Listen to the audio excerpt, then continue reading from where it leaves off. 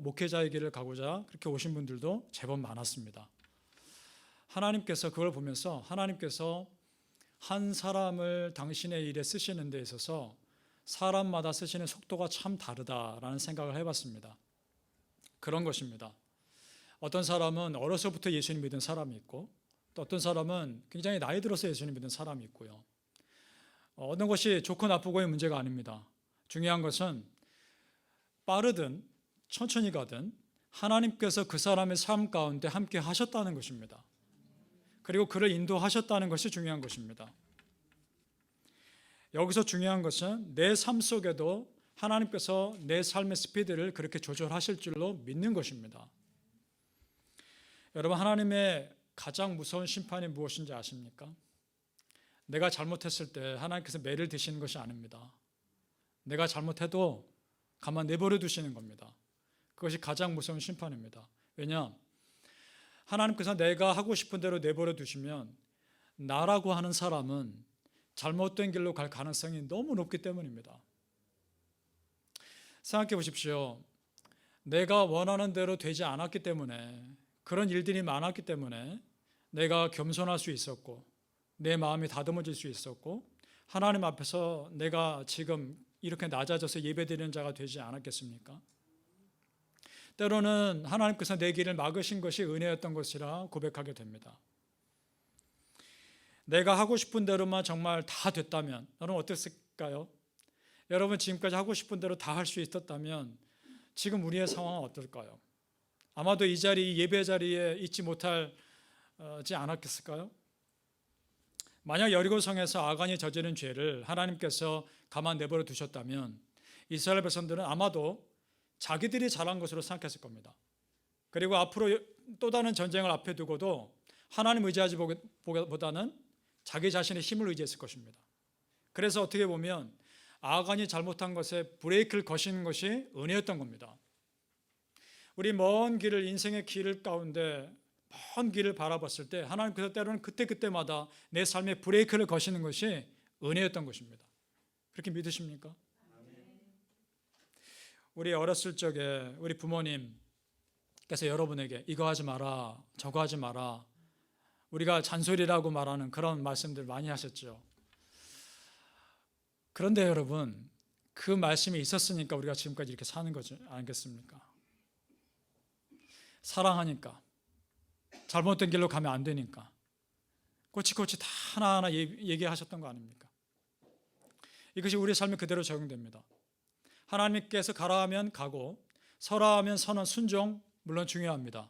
그런데 훨씬 더 소중한 것은요, 가지 말아라 또는 이때는 가야 된다라고 말씀하시는 하나님이 계시는 것이 은혜인 줄로 믿습니다. 하나님께서 내 삶에 브레이크를 거신다 생각이 들 때 바라기는 여러분, 그 하나님이 나와 함께 계심에 감사할 수 있기를 축복합니다. 그 하나님이 계시는 것이 감사한 겁니다. 하나님께서 오늘 아이성 정복할 때요, 여리고성을 정복할 때와는 너무도 다른 모습을 보여주십니다. 여리고성 점령할 때 어땠습니까? 200만 명이 넘는 사람이 하루에 한 바퀴씩 돕니다. 느려도 너무 느리죠. 그리고 여리고성 사람들이 다 보는 앞에서 돌게 하십니다. 그런데 지금 오늘 아이성은 어떻습니까? 오늘 1절과 2절을 봅니다. 두려워 말라, 놀라지 말라, 군사를 다 거느리고 일어나 아이로 올라가라. 이 말씀이 무슨 말씀입니까? 싸우라는 겁니다. 내가 여리고성 때처럼 기적을 베풀지 않을 거니까 싸우라는 겁니다. 그리고 2절 말씀, 너는 성 뒤에 복병할지라, 매복하라는 거죠. 여러분, 전쟁에서 이런 방법 흔히 쓰는 방법입니다. 지금 하나님께서 여리고성 점령 때처럼 기적을 베풀 것이 아니라 똑같이 싸우라는 겁니다. 굉장히 일반적인 방법으로 인도하고 계십니다. 이에 더해서 여호수아가 이스라엘 백성들에게 명령합니다. 3절, 6절, 7절입니다. 3만 명을 뽑습니다. 그리고 하는 말, 밤에라고 되어 있습니다. 밤에 보내며, 여리고성은요 낮에 했지 않습니까? 다 보는 앞에서. 아이성은 밤에. 완전히 다르죠. 우리가 그 앞에서 도망하거든 너희는 매복한 곳에 일어나서 성읍을 점령하라. 그러니까요 3만 명을 뽑아다가 아이성 뒤에 숨게 합니다. 그리고 나머지 군대는 아이성을 정복하는 척 하다가 도망칩니다. 그러면 어떻게 할까요? 아이성 사람들이 뒤따라오겠죠. 그럼 성은 빌 겁니다. 그때 숨어있던 3만 명이 그 성을 치라는 겁니다. 그것이 하나님의 작전이었습니다. 여러분 어떻습니까? 여리고성을 점령할 때도 그 전쟁을 인도하신 분이 하나님이시고, 아이성을 인도할 때도 지금 전쟁을 인도하신 분은 하나님이십니다. 똑같은 하나님입니다. 그런데 전쟁 방법은 완전히 다릅니다. 왜 그럴까요? 자, 사실은요, 왜 그럴까요라고 질문하는 것 자체가 잘못된 겁니다. 왜냐? 하나님께서 똑같은 방법을 사용하실 이유가 없기 때문입니다. 하나님은 얼마든지 다른 방법을 사용할 수 있습니다. 우리가 흔히 이렇게 생각합니다. 하나님께서 여리고성을 점령할 때처럼 아이성을 그렇게 도와주셨으면 얼마나 좋았을까. 여리고성 점령할 때 하루에 한 바퀴씩이었죠. 마지막 날 7바퀴니까 전부 13바퀴였지 않습니까? 그러면 아이성 점령할 때는 그 반, 한 6바퀴나 7바퀴만 돌면 되지 않았을까. 이런 생각도 할 수도 있고, 아니면 아예 하나님 말씀 한마디면 아이성도 똑같이 무너질 수 있게 하지 않았을까. 이렇게 생각할 수도 있습니다. 그런데 여러분, 하나님께서 기적을 베풀지 않았습니다. 이것이 무슨 의미일까요? 이런 겁니다. 하나님은 기적을 통해서도 역사할 수 있는 분이지만 지금 나의 평범한 삶과 나의 일상의 삶에서 내 경험과 내 지식을 통해서도 얼마든지 당신의 일을 이루실 수 있는 분이라는 사실입니다. 믿으십니까? 하나님은 여러분의 열심을 사용할 수 있고 어떤 상황도 사용할 수 있고 하나님이 사용하지 못할 상황, 하나님이 사용하지 못할 사람이 이 세상에 없습니다. 그러니까 하나님이십니다. 사실 여러분 생각해 보십시오. 하나님께서 어떠한 기적 없이도 지금 나의 삶에 함께 하시는 것이 기적인 줄 믿습니다. 평범한 나의 삶에서 아주 가까이에 계신 그 하나님, 그 하나님을 온전히 믿으셨으면 좋겠습니다. 지금 여리고성 점령과 아이성 점령 너무도 다르다고 말씀드렸습니다. 속도도 다릅니다. 여리고성 점령은 너무 느렸죠. 아이성 점령은 어떻습니까?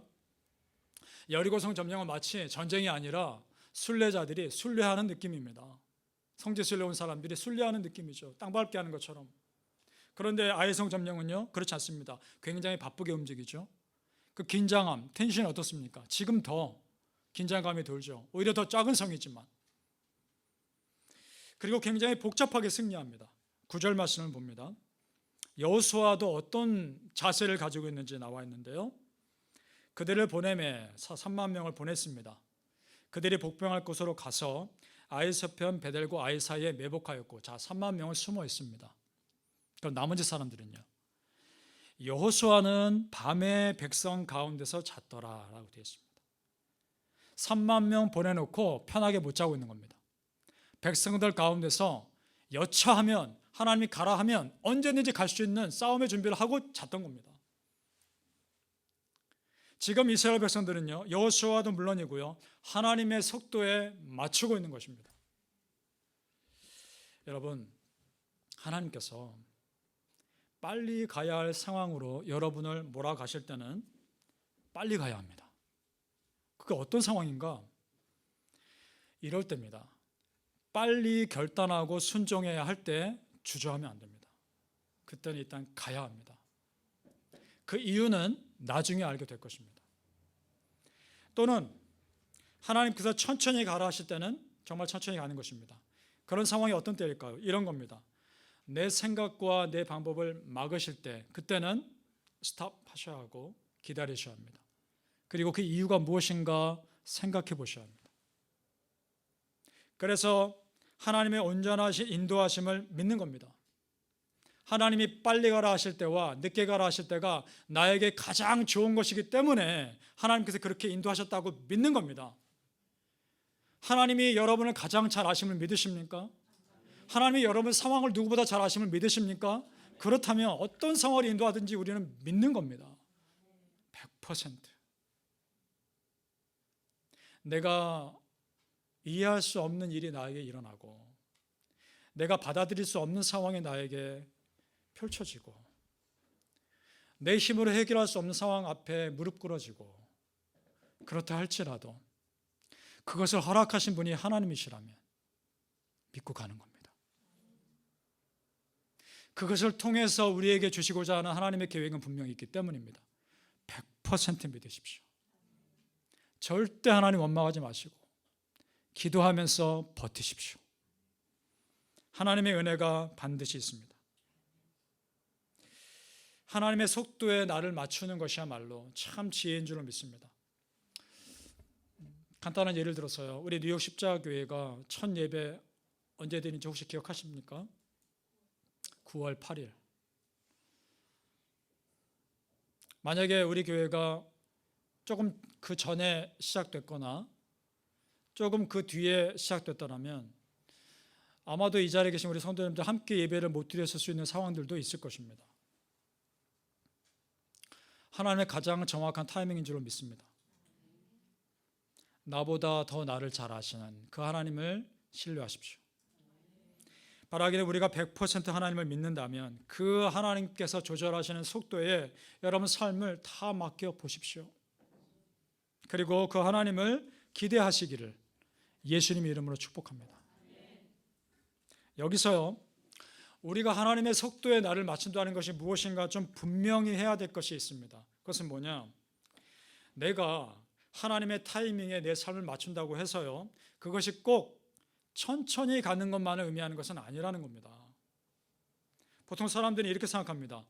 이 세상에 나의 분주한 삶, 나의 바쁜 삶을 다 내려놓고 천천히 하나님의 은혜를 묵상하고 그것을 기억하는 것을 하나님의 스피드에 나를 맞추는 것이라 생각할 수 있습니다. 그런데 그것은요, 어떻게 보면 착각입니다. 왜냐? 하나님의 속도에 나를 맞춘다고 해서 무조건 천천히 가는 것이 아니기 때문입니다. 왜냐? 하나님께서 내가 빨리 가기를 원하실 수도 있기 때문입니다. 우리 교회 목회 철학 중에 속도보다 중요한 것은 방향입니다 라는 것이 있죠. 이것도 오해하면 안 됩니다. 방향이 중요하다고 해서요, 속도를 무시하는 것이 아닙니다. 하나님이 이렇게 원하실 수도 있지 않겠습니까? 바른 방향을 빠른 속도로 가길 원하실 수도 있는 겁니다. 그래서 여러분, 하나님께 나를 맞춘다는 것은요, 사실은 내 삶을 빠르게 인도하시든 내 삶을 천천히 인도하시든 상관없습니다. 정말 중요한 것은 어떤 흐름으로 나를 인도하시든 나를 다 내어 맡기는 것이 중요한 것입니다. 왜냐? 100% 나는 하나님을 믿기 때문입니다. 예를 들어서 여러분 말씀 읽을 때요, 왠지 그 말씀이 하나님의 말씀으로 내 마음에 깊이 다가오고 말씀 가운데 위로가 느껴질 때, 그때가 있으시다면 그때는 말씀을요, 평소보다 더 많이 읽으셔야 합니다. 그리고 평소보다 더 말씀의 가운데 있는 시간을 더 많이 늘리셔야 합니다. 왜냐하면 그때 그 타이밍에 하나님께서 주신 은혜가 있기 때문입니다. 그리고 기도가 잘 되실 때 조금만 눈 감고 기도해도 하나님의 깊은 임재 가운데 들어갈 때, 그때는요 어떻게 될까요? 평소보다 기도를 더 많이 하셔야 됩니다. 오래 하셔야 되고요, 간절히 하셔야 됩니다. 그 기도의 타이밍에 여러분에게 주시고자 하는 메시지가 있기 때문입니다. 그걸 놓치지 마십시오.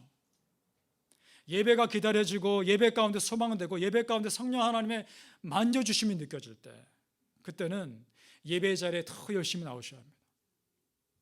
여러분, 하나님께서 여러분에게 영적인 파도를 타게 하실 때가 있습니다. 그때는 타셔야 합니다. 그리고 하나님의 속도를 즐기셔야 합니다. 그런 은혜가 있기를 예수님 이름으로 축복합니다. 그런데 이럴 때가 있습니다. 말씀을 읽어도 무슨 말인지 모르겠고, 기도를 해도 여전히 답답하고, 예배를 드려도 내 안에 여전히 메마름이 느껴질 때 어떻게 해야 될까요? 전도서 7장 말씀 보겠습니다. 형통한 날에는 기뻐하고 공고한 날에는 생각하라. 이것입니다. 이것이 하나님의 스피드의 나를, 속도의 나를 맞추는 것입니다. 자, 형통한 날에는 기뻐한다. 무슨 말입니까? 은혜의 빠른 파도가 나에게 몰려올 때는 그 파도를 타는 겁니다. 곤고한 날에는 생각하라. 내 영혼이 메말라가는 것 같아 괴로울 때는 예전에 나에게 주셨던 은혜를 떠올리시고 기억하십시오. 몸부림치십시오. 몸부림치십시오. 하나님 내게 은혜를 달라고, 회복시켜 달라고 몸부림치셔야 합니다. 가장 좋은 방법을 한 가지 추천드리고 싶습니다. 여러분 정말 이 방법은 다 하셨으면 좋겠습니다. 무엇이냐? 성경을 써보시면 어떻겠습니까? 성경을 손으로 쓰는 게 힘드시면 타이핑 하셔도 좋습니다. 영어가 편하신 분들은 영어도 쓰셔도 상관없습니다. 창세기부터 계시록까지 성경을 한번 써보십시오. 여러분의 영혼 안에 어떤 일이 일어나는지. 성경을 쓰면서 내 안에 말씀이 차곡차곡 쌓여질 때 어떤 일이 일어나는 줄 아십니까? 하나님의 하나님 되심, 하나님의 내 삶의 주인 되심, 그것에 대해서 거부할 수 없는 확신이 생길 것입니다. 성경 말씀이 내 안에 쌓이고 쌓이면서 하나님이 정말 내 삶의 주인이시다라는 것을 고백할 수밖에 없을 것입니다. 그러면 하나님이 나를 빠르게 인도하시든 천천히 인도하시든 따라갈 수 있는 여유가 생깁니다. 그것이 말씀해 주는 힘입니다. 제가 초등부 전도사 때요, 한 선생님 때문에 조금 힘들었었습니다. 그 선생님이 말없이 안 나오는 겁니다. 한두 번도 아니고 굉장히 자주. 그러면 주일날 당장 그날 어떻게 대처합니까? 굉장히 힘들었었습니다. 그런데 어느 순간일까요? 그분이 완전히 이전과는 다른 모습으로 섬기는 겁니다.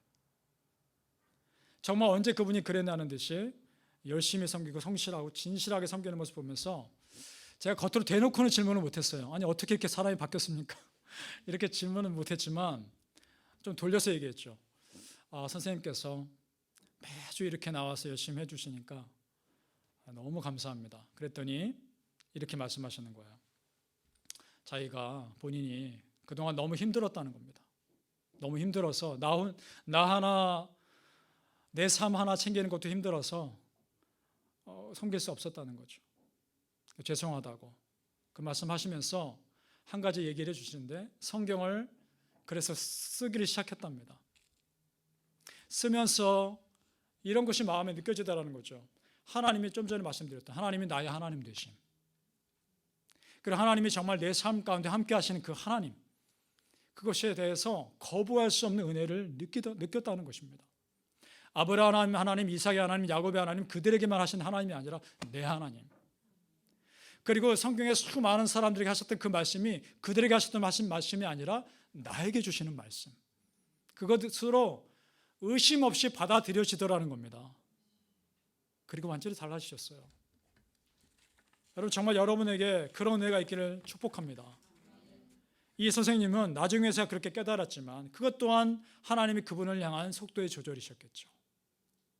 중요한 것은 여러분, 하나님께서 어떤 상황으로 인도하시든지 어떤 속도로 인도하시든지 거기에 맞는 하나님의 은혜는 반드시 있습니다. 따라서 빠르면 빠른 대로, 느리면 느린 대로 그 은혜가 있다는 것을 믿으시고 그 속에서 함께 하시는 하나님께 집중해 보십시오. 분명 여러분을 향한 메시지가 있을 겁니다. 빠름 속에서는요, 흥분되는 감동이 있습니다. 또 반면에요, 느림 속에서는 잔잔한 감동도 있습니다. 다 하나님의 은혜입니다. 하나님의 은혜 아닌 것이 없습니다. 바라기는 여러분이 일상의 삶에서 함께 하신 그 하나님의 은혜에 눈이 뜨이고 마음이 열리시기를 예수님의 이름으로 축복합니다. 우리가 하나님의 은혜 아니면 갈 바를 모르고 헛된 길로 가지 않았겠습니까? 하나님께서 빠르게 나를 인도하실 때는 일단은요, 순종함에 가는 겁니다. 나중에 뒤돌아보면 그 이유를 분명 알 겁니다. 그리고 천천히 나를 가게 하실 때는, 그때는요, 숨을 고르는 겁니다. 그리고 한 발짝 뒤로 물러서서 나를 돌아보는 겁니다. 내가 정말 바른 길로 가고 있는가? 빨리 가고 싶어도 막으실 때가 있고요, 천천히 가고 싶어도 빨리 가게 하실 때가 있거든요. 중요한 것은 여러분, 중요한 것은요, 빨리 가는 것, 천천히 가는 것, 그것이 중요한 것이 아닙니다. 정말 중요한 것은 하나님과 함께 가는 것입니다. 믿으시죠? 어떤 인도하심이든지 하나님께서 함께 하시면 우리는 헛된 길로 빠지지 않을 것입니다. 혹여나 빠졌다 할지라도 다시 돌이킬 수 있는 힘이 생길 줄로 믿습니다. 어떻게 보면 여리고성 점령하고 나서 아간이 실패한 것에 대해서, 잘못한 것에 대해서 브레이크를 거신 것이 은혜였습니다. 그가 아니었다면 오늘도 이스라엘 백성들은 아이성 점령에서 실패했을 겁니다. 여러분, 모든 일이 잘 되는 것만이, 모든 일이 잘 풀리는 것만이 하나님의 은혜라고 생각하지 마십시오. 하나님의 은혜의 본질, 하나님의 형통함의 본질은 여호와 하나님이 나와 함께 하시는 것입니다. 우리 창세기 39장 말씀 함께 봅니다. 요셉에 대한 요셉 스토리의 말씀이죠. 여호와께서 요셉과 함께 하시고 그에게 인자를 더하사 전옥에게 은혜를 받게 하시매. 전옥이 누굽니까? 감옥에 있는 간수 아닙니까? 감옥을 관리하는 사람. 그럼 지금 요셉이 어디에 있습니까? 감옥에 있습니다. 그런데 하나님이 함께 하신다라고 말합니다. 전옥은 그의 손에 맡긴 것을 무엇이든지 돌아보지 아니하였으니 이는 여호와께서 요셉과 함께 하심이라. 그 다음 보십시오. 여호와께서 그의 범사에 형통케 하셨더라. 지금 어디에 있다고요? 감옥에 있습니다. 감옥에 있는데 어떻게 형통합니까? 이유는 간단합니다. 여호와께서 요셉과 함께 하셨기 때문입니다. 믿으십니까? 하나님이 어떤 상황으로 여러분 인도하시든지 하나님이 함께 하시면 그것이 감옥이든 감옥 같은 상황이든 하나님께서 함께 하실 것입니다. 버티십시오. 하나님께서 인도하신 은혜가 분명 있습니다. 여리고성을 천천히 점령하게 하셨든지 아이성을 빠르게 점령하게 하셨든지 공통점은 그때마다 하나님이 함께 하신 것입니다. 결국 하나님께서 함께 하신 은혜 아니면 우리 삶에 설명할 수 없는 게 너무 많습니다. 바라기는 여러분 삶에 어떤 상황이 있다 할지라도 여러분 당황하지 마십시오. 어떤 상황이 있다 하든 두려워하지 마십시오. 우리 아버지 하나님이 함께 하신 은혜를 믿으시기를 소망합니다. 그리고 그 함께 하시는 은혜를 기도하며 누리시기를 예수님의 이름으로